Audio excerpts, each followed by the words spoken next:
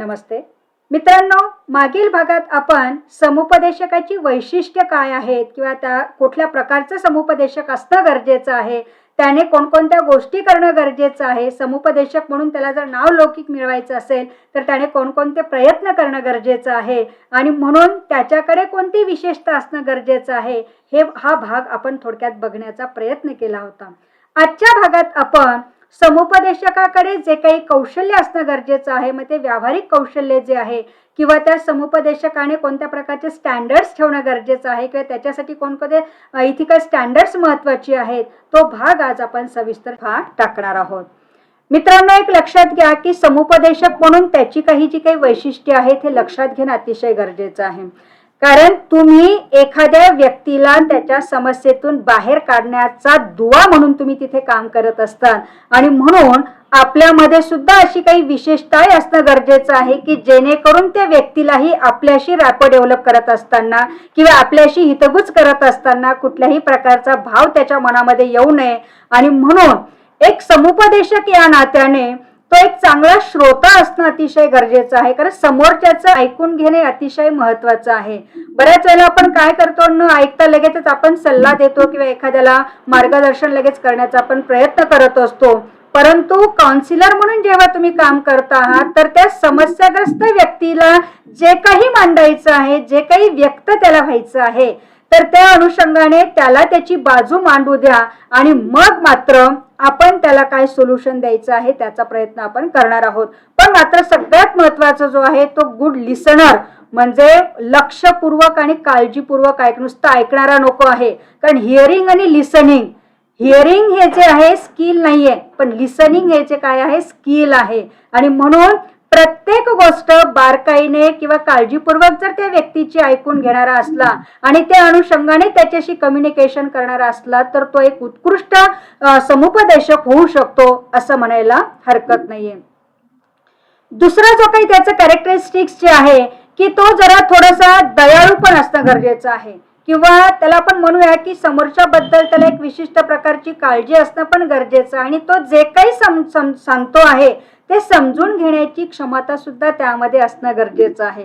आता दयाळू म्हणजे काय, किंवा आपण म्हणतो की लगेच त्याच्यावर आपण अटॅक करणं की नाही नाही हे असं नाही तसं नाही, असं होणार नाहीये, आपण असं त्रागा न करता थोडंसं त्याच्या बाजूने जर किंवा त्याच्या कलेने जर आपण विचार केला किंवा त्याच्या समस्येच्या अनुषंगाने जर आपण विचार केला तर थोडंसं आपण म्हणजे एकदमच आपण म्हणूया की त्याला इतकाही दयाळूपणा दाखवायचा नाहीये की अगदी तो पण मग त्या समस्येतून बाहेरच येणार नाहीये असं नाहीये.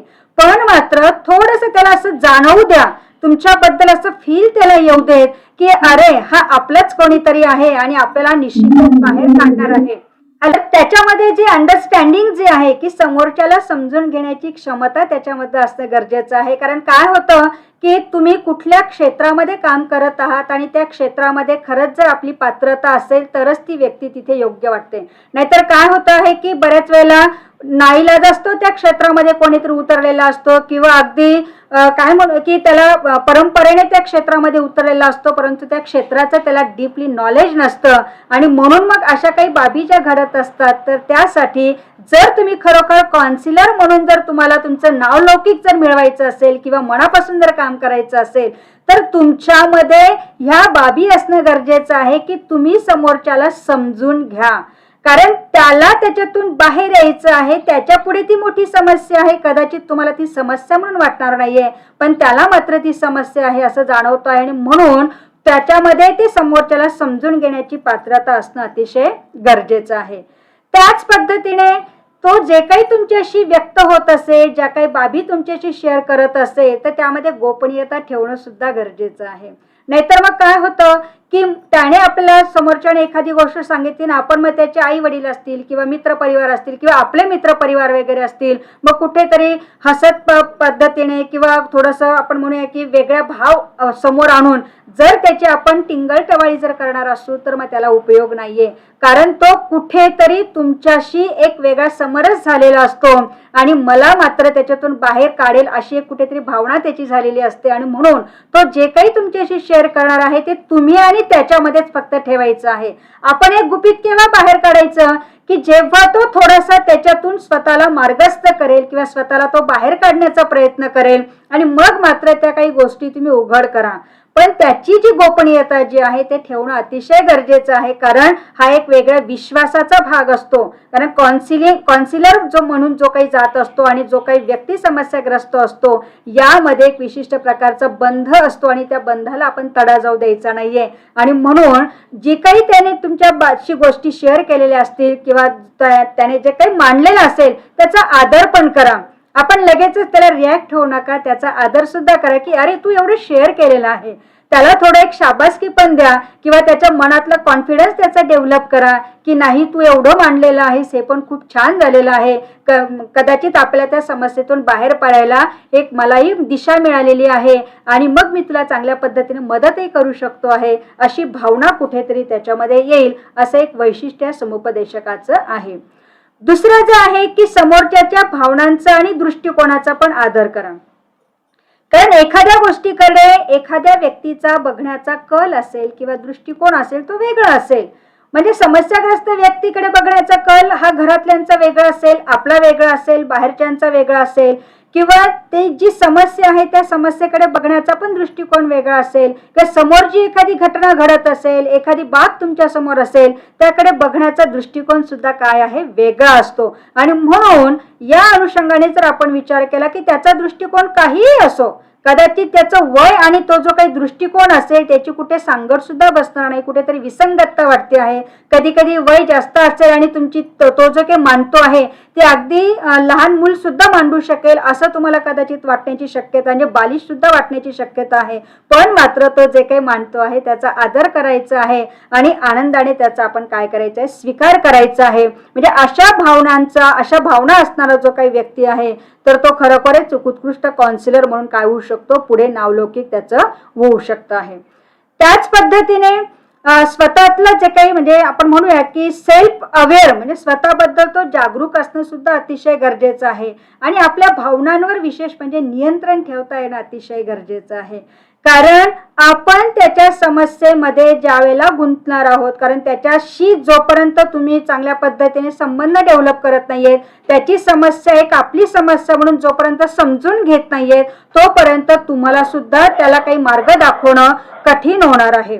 आणि म्हणून तुम्हाला सुद्धा त्या भावनांमध्ये वाहून न जाता आपल्या भावनांवर जो काही आवेग असेल तुमच्या भावनांचा तर त्या भावनांवर सुद्धा तुम्हाला कंट्रोल करता येणं अतिशय गरज आहे.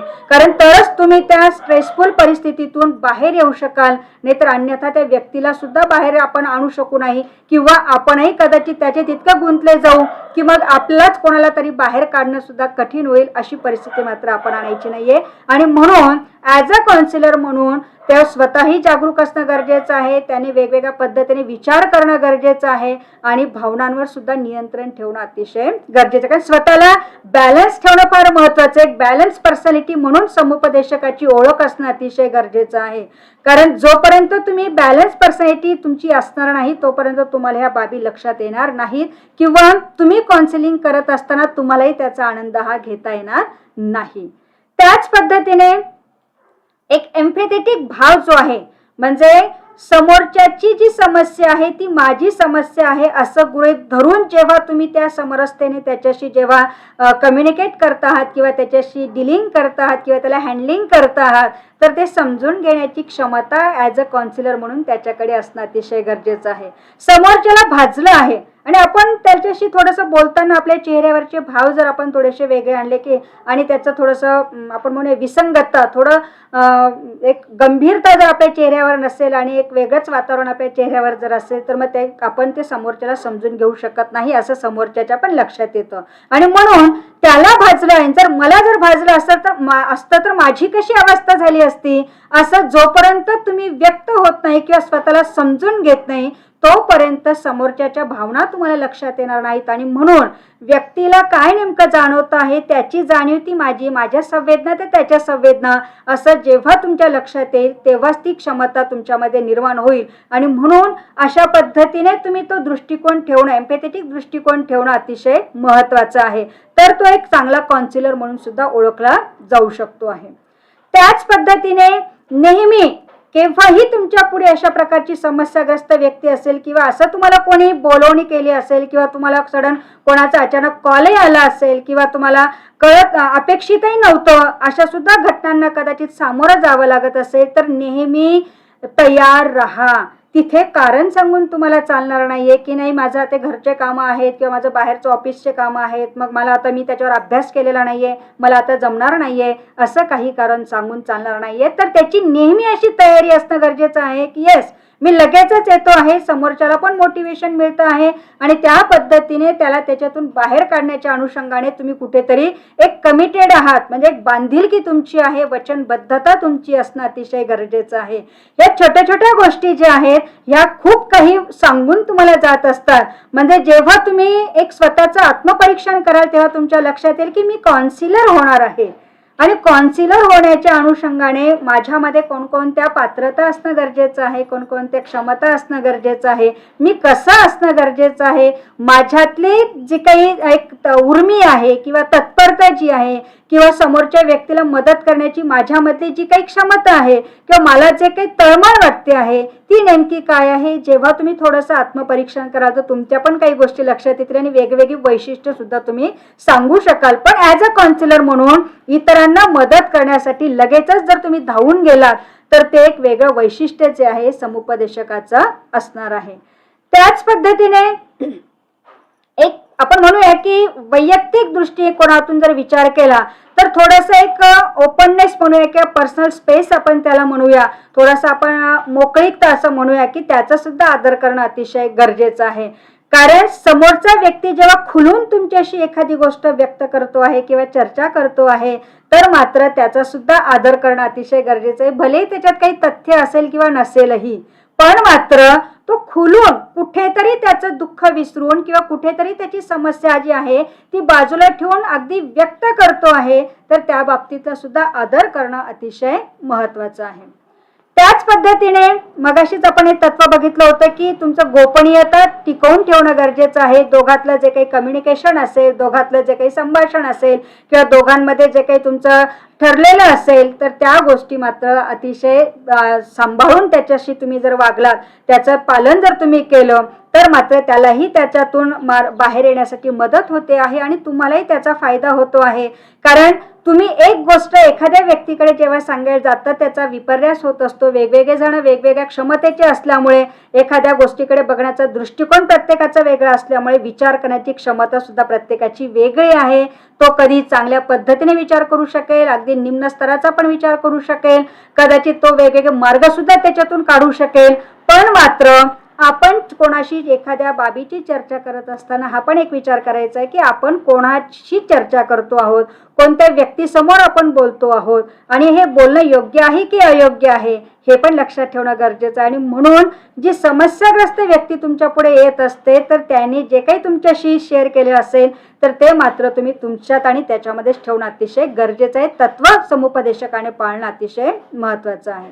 आणि शिवाय ॲज अ समुपदेशक म्हणून तुम्ही थोडंसं रिलॅक्स असणं पण गरजेचं आहे. थोडं शांत, कुठलीही गोष्ट तुम्ही लगेच तडकाफडकी निर्णय न घेता तुम्ही जर थोडंसं त्याच्यावर विचार केला, शांतपणे बसलात आणि मग मात्र त्याच्यावर तुम्हाला बघा खूप काय काय सोल्युशन्स तुम्हाला मिळत असतात.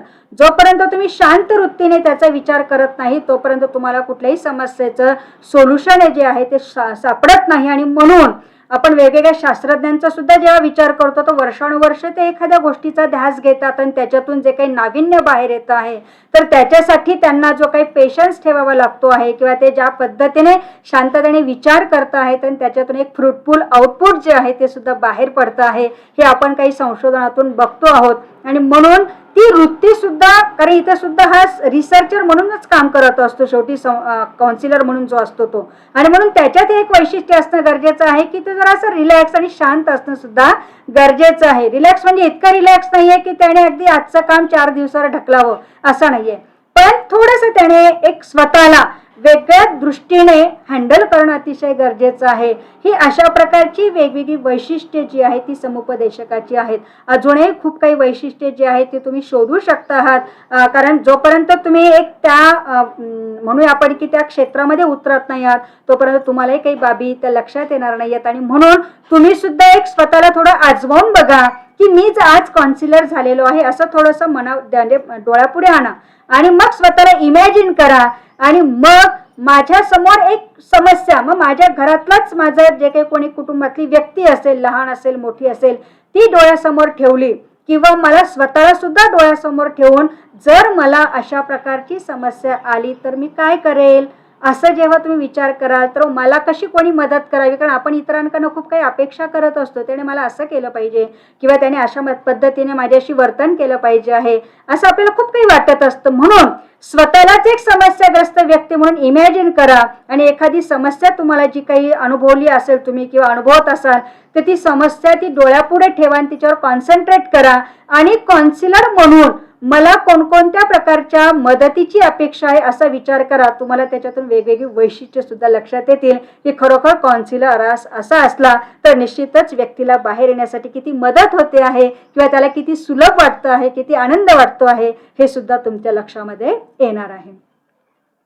त्याच पद्धतीने ॲज अ काउन्सिलर म्हणजे काउन्सिलर या शब्दाचं म्हणजे काउन्सिलर या शब्दाचं जे स्पेलिंग आहे त्या प्रत्येक अद्याक्षराचा जरी विचार तुम्ही केला तर त्या अद्याक्षरावरनं सुद्धा तुम्हाला काही गोष्टी ज्या आहेत त्या लक्षात येतील, म्हणजे त्याच्यातून सुद्धा काही वैशिष्ट्ये जे आहेत ते तुम्हाला सांगता येतील.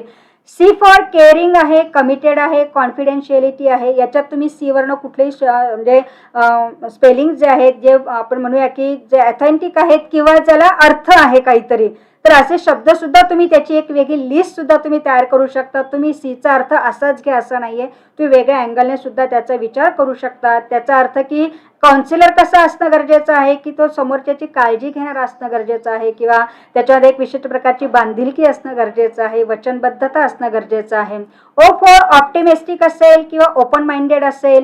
You for understanding. N for neutral आणि नॉन जजमेंटल. म्हणजे काय की त्याने लगेच त्याच्यात पडायचं नाहीये, त्याने थोडंसं एक त्रयस्थ भूमिका घेऊन म्हणजे मी ना पालकांची बाजू घेणार ना त्या समोरच्या व्यक्तीची बाजू घेणार ना त्या समस्याग्रस्त व्यक्तीची बाजू घेणार, मी त्रयस्थ म्हणून मला काय वाटतं आहे या बाबीने विचार करणारा जो आहे तो खरा काय आहे समुपदेशक आहे. एस फॉर स्ट्रॉंग असेल, सपोर्टिव्ह असेल किंवा सर्व्हिस ओरिएंटेड आपण त्याला म्हणूया. E for excellent, empowering, empathise म्हणजे तो त्या पद्धतीने उत्कृष्ट कार्य करणारा असणारा गरजेचा आहे. नंतर एल फॉर लिसनर, हे फार महत्त्वाचं आहे, तो उत्कृष्ट श्रोता असणं गरजेचं आहे. एल फॉर लॉयल म्हणजे निष्ठावंत असणं गरजेचं आहे. लॉयलिटी त्याच्याकडे जर नसेल तर उपयोग नाही, म्हणजे कामाच्या प्रती जर तुमची निष्ठा नसेल तर मात्र ते काम ते नुसतं कामच राहतं. पण तुम्ही त्याच्याकडे थोडंसं एक वेगळ्या बाजूने जर बघितलं तर ते काम म्हणून राहत नाही किंवा बर्डन म्हणून त्याच्याकडे आपण बघत नाहीये, तर मात्र त्याच्या बाबतीत निष्ठा असणं अतिशय गरजेचं आहे. O for organise. ऑर्गनाइज म्हणजे काय की स्वतःमध्येच जर तसे काही स्किल असेल, स्वतः जर चांगलं ऑर्गनाइज असेल तर तो चांगल्या बाबी ह्या पुटअप करू शकतो आहे, चांगल्या वेळेत तो करू शकतो आहे, वेळेपूर्वी तो चांगल्या पद्धतीने करू शकतो आहे. म्हणजे स्वतःला तो एक म्हणजे ज्या काही गोष्टींची त्याला गरज लागते आहे त्याचं जमवाजमव करण्याची जी काही क्षमता आहे किंवा जी काही आवड आहे ती तो चांगल्या पद्धतीने जमवाजमव करू शकतो आहे. आणि मग एकत्रितरित्या त्याचं जे काही सगळं अपेक्षित ज्या काही गोष्टी आहेत त्या जेव्हा एकत्र होतात आणि मग मात्र त्याचा तो इम्प्लिमेंटेशनकडे जाण्याचा विचार करत असतो. आणि ऑब्लिगिंग म्हणजे काय की एक उत्तरदायित्व आपलं असतं, एक समाजाला काहीतरी देणं असतं किंवा आपल्यामध्ये ज्या क्षमता आहेत त्या समोरच्यामध्ये आहेतच असं नाही, पण माझ्यामध्ये जर काही वेगळेपण असेल आणि त्याचा इतरांना जर फायदा असेल तर तो देण्याची सुद्धा पात्रता किंवा देण्याची सुद्धा आपल्यामध्ये एक जाणत असणं अतिशय गरजेचं आहे. आणि म्हणून जेवढं तुम्ही जास्तीत जास्त एकमेकांची शेअरिंग करा, तर तुम्ही 30-32 जण आहात तर ह्यात एकमेकांमध्ये अशा शेअरिंग जरी तुम्ही चांगल्या पद्धतीने केलं ना की तुमचं एक डिस्कशन कट्टा म्हणूया त्याला आपण, की एखादी समस्येवरच आपल्याला फक्त बोलायचं आहे की या समस्येच्या अनुषंगाने 32 व्ह्यूज तुमच्याकडे येणार आहेत. म्हणजे बघा ज्या समस्येचा विचार तुम्ही एकट्याने करता आहात तर तुम्हाला एक 2-4 फक्त त्याच्यातून सोल्युशन्स मिळणार आहेत, पण जेव्हा तुम्ही 32 जण एकत्र येत असतात तर तुम्हाला 32 वेगवेगळ्या प्रकारचे व्ह्यूज तुम्हाला मिळणार आहेत. म्हणजे किती वेगळं काम हे होणार आहे. आणि म्हणून तुम्ही या वर्षभरामध्ये असं काही थोडासा विचार जर केला, एक स्वतःचा आपण म्हणूया की कॉन्सिंग कट्टा पण त्याला म्हणा, तुम्ही काही नाव द्या त्याला तुमच्या पद्धतीने, आणि समस्येवर फक्त चर्चा करायची आहे की याच्यातून नेमकं काय, कारण तुम्ही प्रत्येक वेगवेगळ्या क्षेत्रातले आहात आणि याच्यासाठी म्हणजे ऑब्लिगिंग हा जो मला म्हणजे मुद्दा जो स्पष्ट करून सांगायचा आहे, तर याच्यामध्ये तुम्हाला खूप काही चांगल्या गोष्टी या करता येणाऱ्या आहेत. R for ready to help किंवा रिसोर्सफुल असणं अतिशय गरजेचं आहे. म्हणजे सदैव तयार आपण म्हणूया, किंवा त्याने असं त्याच्याकडे वेगवेगळ्या स्रोतांची माहिती जमवाजमव करण्याची क्षमता त्याच्यामध्ये असणं गरजेचं आहे. म्हणजे काउन्सिलर हा शब्द जरी तुम्ही लक्षात घेतला, त्याच्या अद्याक्षरांवरनं जरी तुम्ही बघितलं, तरी सुद्धा तुम्ही खूप काही वैशिष्ट्य जी आहे ती काउन्सिलर म्हणून तुम्ही काय करू शकाल, सांगू शकाल. अजून एक काही वैशिष्ट्य तुमच्या नजरेपुढे येत असतील तर त्याच्या नोंदी मात्र तुम्ही निश्चितच करायच्या आहेत. आता समुपदेशकाच्या दृष्टिकोनातून विचार केला तर त्याला कुठले प्रॅक्टिकल स्किल्स असणं गरजेचं आहे. कारण स्किल्स जे आहेत ते ॲक्वायर करायचे आहेत, ते अशा शिकून घ्याव्या लागत नाहीये, तर तुम्हाला त्या सहजासहजी किंवा अनौपचारिक पद्धतीने या गोष्टी ज्या आहेत त्या तुम्हाला, किंवा प्रशिक्षण त्याच्यासाठी विशिष्ट पद्धतीचं लागणार आहे, तर याच्यातून तुम्हाला ते स्किल तुमचे नॅचरली डेव्हलप होणार आहेत. आपण आपल्यामध्ये जर फक्त असाल किंवा घरातच आपण असू, आपण म्हणूया की आपलं क्षेत्र जर जास्त मोठं नसेल तर मात्र मग ह्या डेव्हलपमेंट किंवा स्किल्स सुद्धा आपल्यामध्ये येत नाही. पण तुमच्यामधलं जर चांगल्या पद्धतीचा एक वेगळा ग्रुप असेल किंवा तुम्ही लोकांचा तुमचे चांगले संपर्क जर असेल, तुमचं नेटवर्किंग जर चांगलं असेल, तर मात्र हे स्किल्स डेव्हलप होण्यासाठी खूप त्याची आपल्याला मदत होत असते. आणि म्हणून समुपदेशक म्हणून महत्वाचं जे काही आहे ते आहे तुमचं बॉडी लँग्वेज जी काही आहे, तुमची देहबोली, हे खूप काही सांगून जाते आहे. तुम्ही बसता कसे, उठता कसे, किंवा तुमचं एकूणच दैनंदिन तुमचं जे काही रुटीन आहे ते रुटीन सुद्धा ते तुमचं पर्सनॅलिटी जी आहे ती सांगते आहे. आणि मग बऱ्याच वेळेला आपण सुद्धा म्हणतो, एखाद्या व्यक्तीकडे आपण जर बघितलं की त्याचं बोलणं असेल खूप संथ असेल, किंवा त्याचं काम करण्याची पद्धती खूप संथ असेल, मग आपण म्हणतो की अरे हे खूपच थंड व्यक्ती आहे बरं का. पण एखादी व्यक्ती लगेच तात्काळ लगेच पटपट पटपट हे आवर ते आवर, हे कर ते कर, अशा पद्धतीने नीटनेटकेपणा, नुसतंच आवरणं म्हणजे आवरून कसंही ठेवणं असं नाहीये, पण त्याच्यामध्ये सुद्धा नीटनेटकेपणा असणं अतिशय गरजेचं आहे. तर आपण लगेच म्हणतो की काय ऍक्टिव्ह व्यक्ती आहे असं आपण म्हणत असतो. किंवा एखाद्या व्यक्तीला एक काम सांगितलं की तो मग 4 तासांनी त्याच्याकडे बघतो आहे, मग फक्त एक म्हणजे ग्लास जरी उचलून ठेवायचा म्हटला की मग तो केव्हा तरी उठेल आणि मग ग्लास उचलून कुठेतरी किचनवरच ठेवेल, म्हणजे तो प्रॉपर जागेवर सुद्धा जाऊ देणार नाही. मग आपण त्याला काय म्हणत असतो की काय आळशी आहे. म्हणजे असे वेगवेगळे दृष्टिकोन आपण जे आहेत ते तयार करत असतो. आणि म्हणून ॲज अ काउन्सिलर म्हणून तुमची बॉडी लँग्वेज खूप काही सांगून जाते आहे. तर त्याचे आपण पार्ट बघूया की तुम्ही तुमचे गेस्चर जे आहे ते कशा पद्धतीने चालता कसे आहात, तुमच्या चेहऱ्यावरचे भाव नेमके कसे आहेत, तुमचे हातवारे कसे आहेत, तुमची उभी राहण्याची पद्धत कशी आहे, किंवा तुम्ही जेव्हा चालत असतात तर त्यावेळेला काही लोक अगदी असं म्हणूया की एकदम खांदे उतरवून चालत असतात, काही एकदम ताठ मानेने चालत असतात, किंवा काही एकदम मान झुकवून वगैरे चालत असतात, किंवा काही जणांच्या चालण्यामध्ये आणि ते हात म्हणजे आपण हात जे काही मागे पुढे करत असतो याच्यामध्ये सुद्धा विसंगतता असते. म्हणजे 2 पायातलं अंतर जे काही आहे चालताना, तर त्याच्यामध्ये सुद्धा काही जणांचं अगदी खूप मोठं अंतर घेत असतात, काही जणांचं खूप अगदी मध्यम स्वरूपाचं असतं.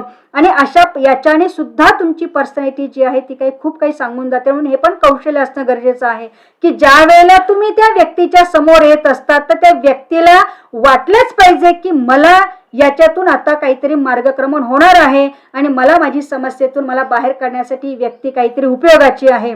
आणि म्हणून आपले एक्सप्रेशन्स असतील किंवा आपलं चालणं बोलणं असेल, जे काही आपलं दैनंदिन म्हणजे रुटीन जे असेल, तर ते तुमच्या देहबोलीवरनं खूप काही गोष्टी सांगून जात असतात. आता जर तुम्ही त्या घरामध्ये एखाद्या व्यक्तीच्या ज्याला तुम्ही समुपदेशन करायला जाणार आहात, तर घरामध्ये एंट्री करताना तुमच्या चेहऱ्यावरचा भाव जरी बघितला तर त्या भावावरनं सुद्धा लगेचच लक्षात येईल की याला खरोखर आनंद वाटतो आहे की नाही, किंवा आपल्यालाही वाटतं की काम करताना उत्सुकता आहे की नाही, तर अरे काय मला जायचं एका ठिकाणी, जरा 2 वाजताची अपॉइंटमेंट मी घेतलेली आहे, मग आपण कुठेतरी रमत गमत बागेत फिरल्यासारखं वगैरे आपण जातो. मग त्याचं जिथे घर असेल त्या पद्धतीने आपण जातो, किंवा त्यांच्याशी पण बोलताना इतकं अगदी रिलॅक्स, कारण आत्ताच जेवण झालंय हो, मग जरा 5-10 मिनिटांनी बसून बोलूया, असं कुठेतरी भाव तुमच्या चेहऱ्यावर जर आले तर समोरच्याला पण एक मरगळ येते आहे. पण मात्र तुम्ही हसत मुखाने नेहमी अगदी स्वतः प्रोत्साहित होऊन स्वतःला एक स्टिकअप ठेवून एक स्वतःचं वेगळ्या पद्धतीने स्वतःला मॅनेज तुम्ही करायचं आहे आणि तुमची देहबोली जी आहे ती जर अशी समोरच्याला अपील झाली तर निश्चितच त्या व्यक्तीसोबत बोलताना, त्या व्यक्तीसोबत काम करताना, त्या व्यक्तीसोबत सहवास घेताना आपल्याला सुद्धा काय होत असतो, आनंद हा होत असतो आणि प्रॅक्टिकल स्किल आपल्यामध्ये असणं अतिशय गरजेचं आहे. त्याच पद्धतीने बॉडी लँग्वेजमध्ये आपण बघूया की तुम्ही म्हणजे तुमची पोश्चर जे आहे की कशा पद्धतीने किंवा तुमची बैठक जी आहे, तर बऱ्याच वेळेला बघा आपण एखाद्या ठिकाणी गेलो आणि मग आपल्याला असं लक्षात आलं की अरे यांना थोडासा वेळ होतो आहे आणि मग आपला पण 5-10 मिनिटं कुठेतरी जातो आहे, मग आपली बसण्याची पद्धत जी आहे ती जर अशा प्रकारची असेल आणि आपणच जर कंटाळवाणे वगैरे असू तर मात्र निश्चितच समोरच्याला सुद्धा आपल्याकडे यावंसं वाटणार नाहीये. किंवा मग आपण जे काही आपली उभी राहण्याची पद्धत आहे गेल्यानंतर बऱ्याच वेळेला काय होतं, कोण एकदम दरवाजाला हात लावून उभं राहत असतं किंवा आपल्या साडी जर घातलेली असेल तर नाहक असते पदराला 4-4 वेळेला हात लावणं असेल, त्या मिरींना 4-4 वेळेला हात लावणं असेल किंवा जे काही आपण दागिने परिधान केलेले असतील तर त्याला घडी घडी हात लावणं असेल किंवा नाहकच केसातून हात फिरवणं असेल, नाहकच चेहऱ्यावरनं बोट फिरवणं असेल, असं काहीतरी आपण कृती ह्या करत असतो.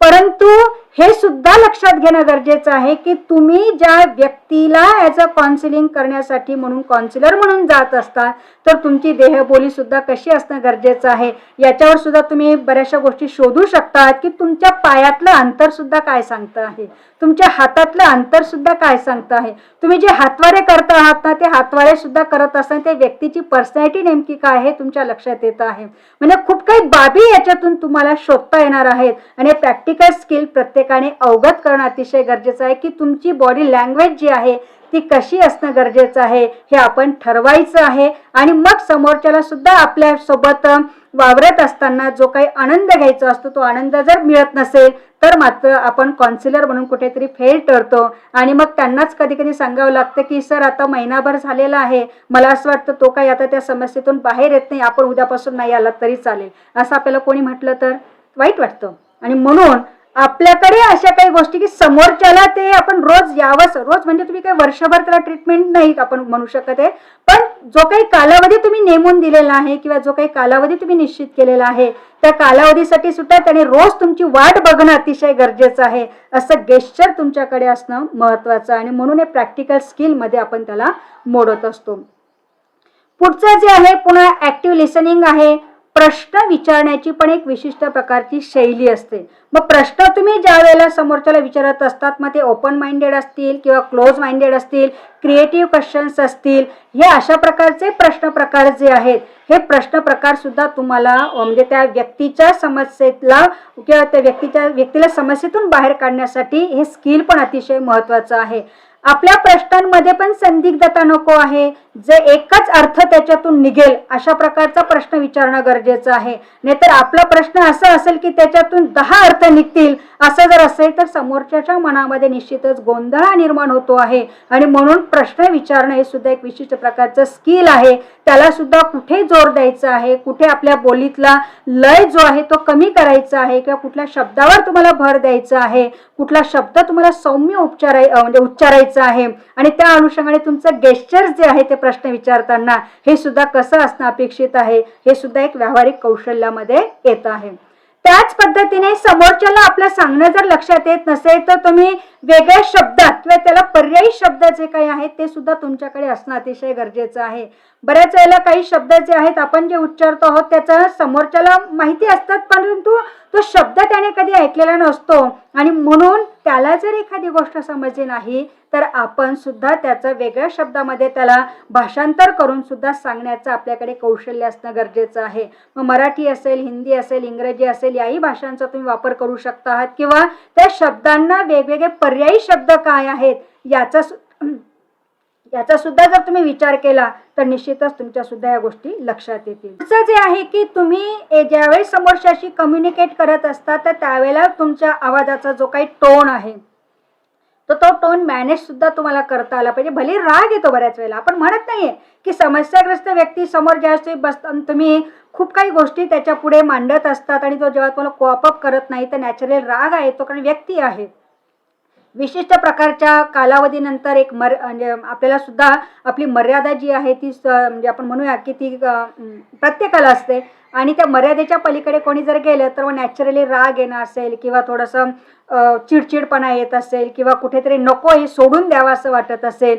पण मात्र जेव्हा तुम्ही काउन्सिलर म्हणून जात असता तर तुम्हाला या गोष्टी पण लक्षात ठेवणं गरजेचं आहे की ती समस्या तुम्हाला 2-4 दिवसातून 2-4 सेटिंगमधून म्हणजे त्या व्यक्तीची सुटणार नाहीये. कदाचित काही 4 महिने 6 महिने सुद्धा कालावधी जाण्याची शक्यता असते आणि म्हणून प्रत्येक वेळेला तुम्हाला जरीही ते पटत नसलं तरी सुद्धा तुमच्या आवाजाचा टोन जो आहे तो मॅनेज तुम्हाला करता आला पाहिजे. नाहीतर मग तुम्ही जर त्याला म्हटलं की बस झालं रे बाबा, मागच्या वेळेस पण हेच बोलला होता, आता पण तेच सांगते, पुढचं काय ते सांग.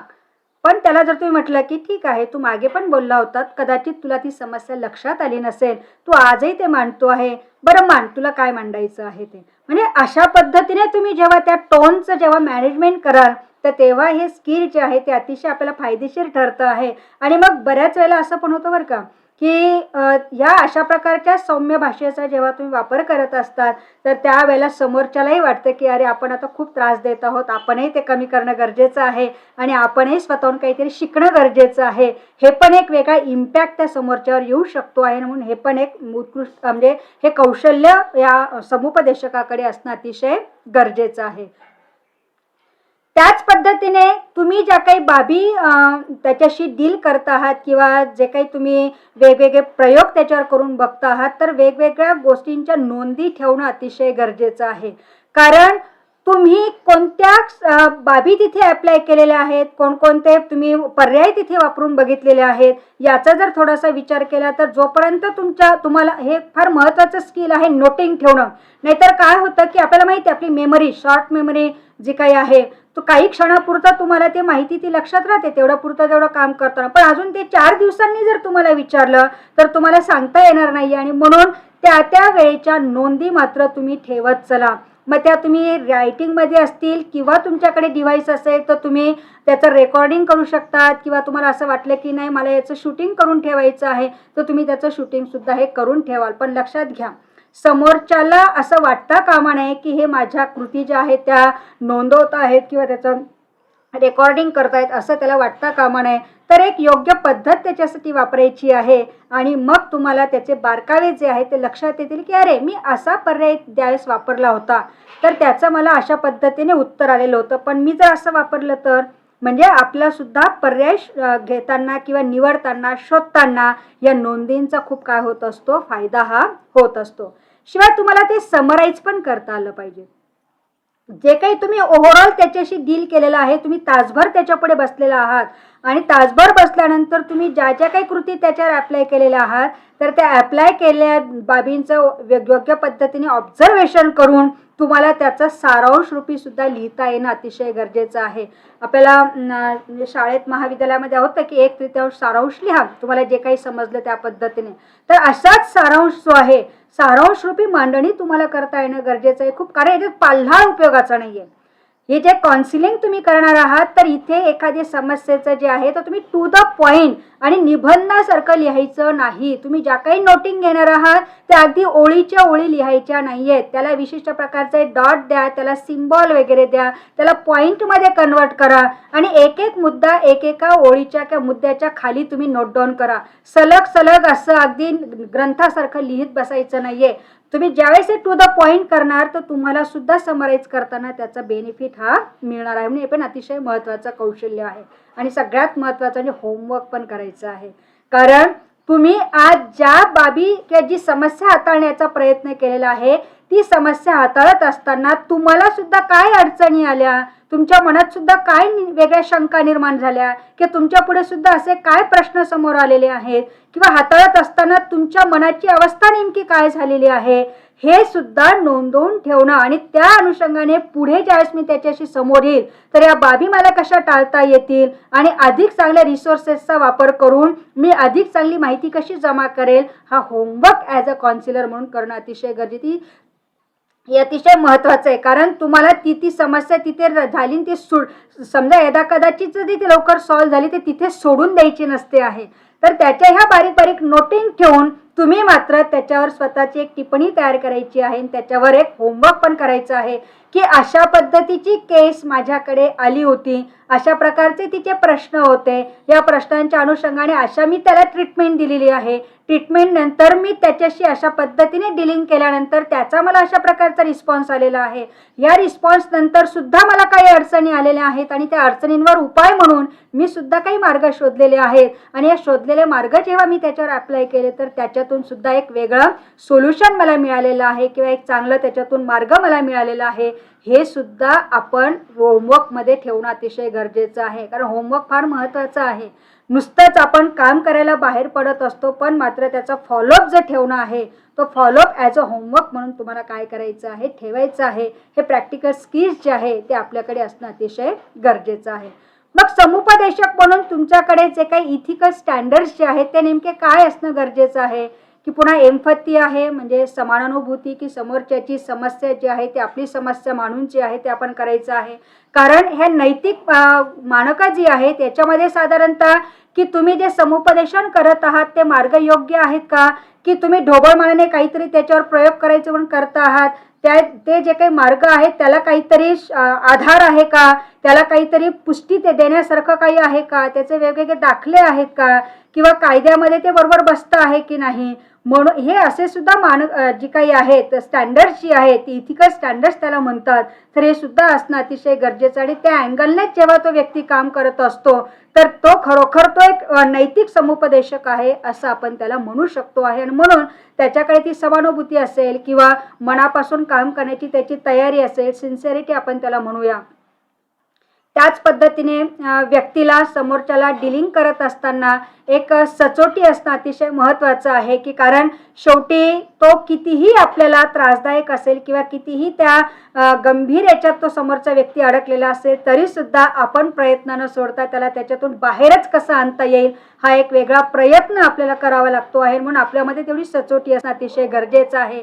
आपल्याला काही थोडासा लवचिकपणा सुद्धा ठेवावा लागतो आहे, की थोडंसं समोरच्याच्या कलानुसार किंवा तालानुसार, वेळेनुसार, त्याच्या गतीनुसार, त्याच्या क्षमतेनुसार आपल्यामध्ये सुद्धा आपल्याला बदल हा करावा लागतो आहे. आणि म्हणून थोडंसं आपल्याला रेझिलियन्स असणं सुद्धा गरजेचं आहे. थोडं काही कामामध्ये लवचिकता सुद्धा आपल्याला ठेवावी लागते.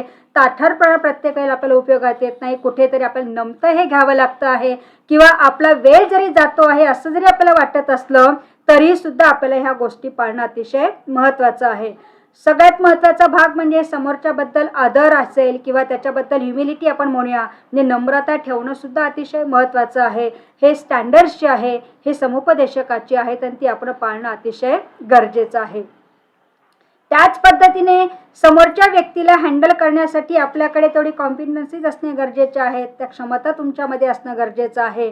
नंतर निपक्षपातीपणा तुम्ही काम करणं गरजेचं आहे, की कुठल्याही प्रकारचा पक्षपात न करता किंवा प्रिज्युडाइज माइंडने तुम्ही तिथे न जाता तुम्ही त्या समस्येचा पारदर्शकपणे एक त्रयस्थ म्हणून जेव्हा तुम्ही विचार कराल आणि एक योग्य पद्धतीने समोरच्याला न्याय देण्याचा जेव्हा प्रयत्न करता तो न्याय सुद्धा कसा असणं गरजेचं आहे, निपक्षपात असणं गरजेचं आहे. कोणावरही त्याच्यावर अन्याय होऊ नये. नाहीतर मला ही समस्याग्रस्त व्यक्ती आहे ना खूप आवडते, मग वेगळ्या पद्धतीने मी त्याच्यावर म्हणजे सोल्युशन देणार हे मला आवडतच नाहीये, पण माझा काउन्सिलर म्हणून मला त्यांनी बोलवलंय म्हणून मला एक काम करायचं आहे, अशा भावनेने जर तुम्ही तिथे गेलात तर तुमच्या हातून निपक्षपाती काम हे होणार नाही.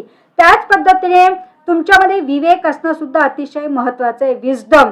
कारण शेवटी तुम्ही एखाद्या गोष्टीला जेव्हा जज करत असतात की त्याला त्या अनुषंगाने जेव्हा तुम्ही टॅकल करत असतात तर एक वेगळं विवेकपण की सत्सद विवेक बुद्धी आपण त्याला म्हणूया, की एक आपल्या बुद्धीची जी काही पातळी जी आहे ना ती थोडी उंचावणं अतिशय गरजेचं आहे. आहेच त्या याच्यात काम न करता तुम्ही तुमच्या बुद्धीला चालना देण्याच्या अनुषंगाने अजून स्वतःला कशा पद्धतीने तुम्हाला वर्कआउट करता येईल किंवा तुम्हाला स्वतःचं माइंड डेव्हलप करण्याच्या दृष्टिकोनातून काय काम करता येईल हा जर तुम्ही विचार केला म्हणजे विवेक त्या गोष्टीतलं मर्म जे आहे किंवा त्या गोष्टीतली सखोलता जी आहे तर ती सखोलता तुम्ही जाणून घेणं अतिशय गरजेचं आहे. आणि एक महत्त्वाचं स्टँडर्ड ते ॲज अ काउन्सिलर म्हणून आपण महत्त्वाचं मानत असतो. आणि सगळ्यात महत्त्वाचा भाग म्हणजे धैर्य. धीर ठेवा, होईल, होणार आहे, याच्यातून निश्चित मार्ग हा मिळणारच आहे. काही गोष्टींच्या ठिकाणी आपल्याला रिस्क पण घ्यावी लागते आणि रिस्क टेकर म्हणून तुम्हाला काम करायचं असतं. कारण शेवटी एखाद्या व्यक्तीला बाहेर काढायचं म्हणजे साधी सोपी गोष्ट नाही आहे. तुम्हाला जरी साधं सोपं छान काम वाटत असलं तरीसुद्धा इतकं ते सोपं नाही आहे. खूप काही त्याच्यातून जावं लागतं आहे, खूप काही अडथळे त्याच्यातून पार करावे लागत आहेत. हा तसा काटेरी रस्ता आहे. पण मात्र तुम्ही जर धैर्य ठेवलं की मला हे होणार आहे, कारण तुमच्या मनगटात जर चांगल्या पद्धतीने जोर असेल आणि तुमची पाचही बोटं ज्यावेळेस तुम्ही एकवटतात आणि एक विशिष्ट प्रकारचं बळ तुमच्यामध्ये येत असतं तर निश्चितच करेज हे तुमच्यामध्ये येत असतं आणि अतिशय महत्त्वाचं आहे. म्हणजे अशा पद्धतीने आपण या काउन्सिलिंगच्या अनुषंगाने जर विचार केला तर या बाबी ज्या आहेत त्या लक्षात येतात आहे. आणि कोणकोणत्या प्रकारची वैशिष्ट्ये असणं, काउन्सिलर म्हणून तुमच्याकडे कोणकोणत्या प्रकारची वैशिष्ट्य असणं गरजेचं आहे किंवा तुम्ही कशा पद्धतीने ते काम करू शकता आहात किंवा आपल्या अंगी आपण जर थोडासा विचार केला तर मला अजून ही जी काही वेगवेगळ्या प्रकारची कॅरेक्टरिस्टिक्स असतील किंवा वेगवेगळ्या प्रकारचे स्किल्स असतील किंवा वेगवेगळ्या प्रकारचे स्टँडर्ड्स जे आहेत हे ॲज अ काउन्सिलर म्हणून तुम्हाला जेव्हा स्वतःमध्ये आत्मसात करायचे आहेत तर तुम्ही आजच त्याचा थोडासा विचार करा.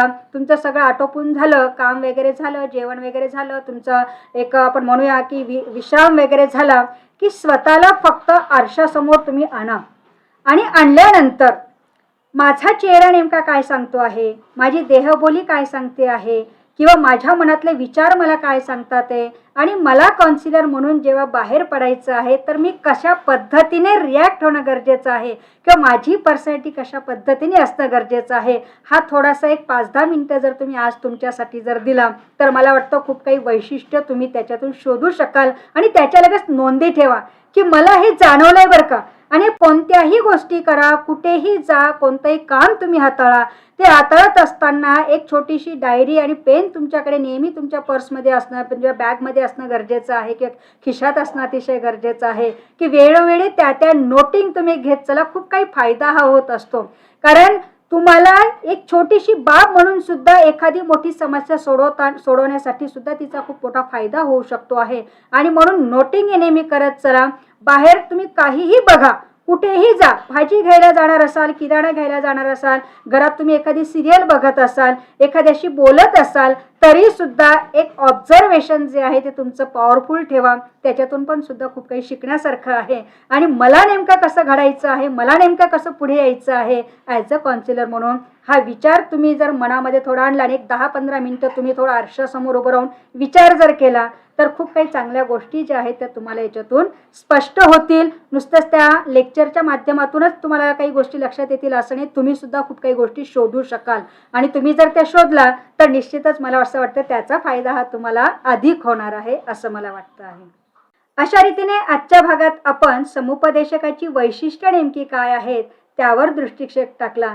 मित्रांनो, पुढील भागात आपण समुपदेशकाच्या अनुषंगाने जे काही व्यावहारिक कौशल्ये जी आहेत किंवा त्याच पद्धतीने जी काही नैतिक मानकं जी काही आहेत म्हणजे इथिकल स्टँडर्ड्स आपण त्याला म्हणूया, ही जी आहेत या भागावर आपण थोडक्यात माहिती घेणार आहोत. तोपर्यंत धन्यवाद.